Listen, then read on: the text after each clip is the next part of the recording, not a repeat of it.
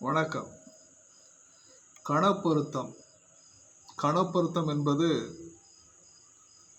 சோபனகரம்,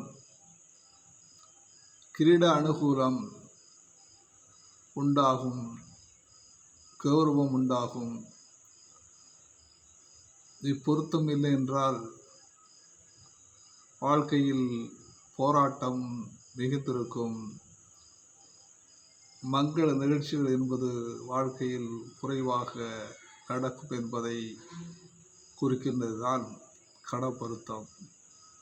இந்த கணப்பொருத்தம் பார்த்து செய்ய வேண்டும் என்றுதான் சோதிட நூல்கள் கூறுகின்றன. குறிப்பாக கணம், தேவகணம், மனுஷகணம், ராட்சசகணம் என்று கணங்கள் இருக்கின்றன. அந்த கணங்களின் வரிசையிலே தேவகணம் என்பது அசுவினி, மிருகசீரிடம், புனர்பூசம், பூசம், அஸ்தம்,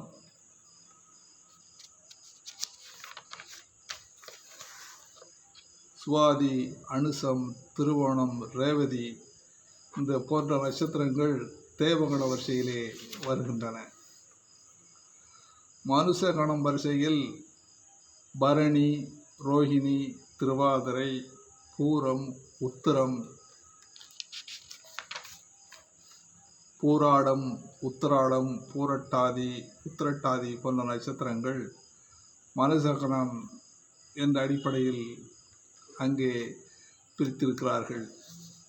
அடுத்தபடியாக ராட்சசகணம். ராட்சசகணம் என்பது கார்த்திகை, ஆயிலியம், மகம், சித்திரை, விசாகம், கேட்டை, மூலம், அவிட்டம், சதயம் போன்ற நட்சத்திரங்கள் ராட்சச கணம் உள்ளவை. இது ராட்சச கணம் என்று சொல்வார்கள். அந்த அடிப்படையில் ஆணும் பெண்ணும் தேவகணமாயும், பெண்ணும் ஆணும் மனுஷகணமாயும், பெண்ணும் ஆணும் ராட்சகணமாயும், பெண் மனுஷகணமாயும், ஆண் தேவகணமாயும் இருப்பது உத்தமமாகும்.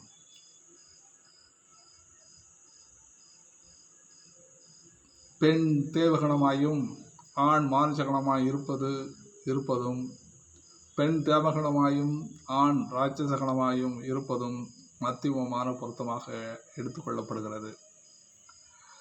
பெண் ராட்சசகணமாகவும் ஆண் தேவகணமாகவும் இருப்பதும், பெண் ராட்சசகணமாகவும் ஆண் மனுஷகணமாகவும் இருப்பதும், பெண் மனுஷகணமாகவும் ஆண் ராட்சசகணமாகவும் இருப்பதும் பொருந்தாது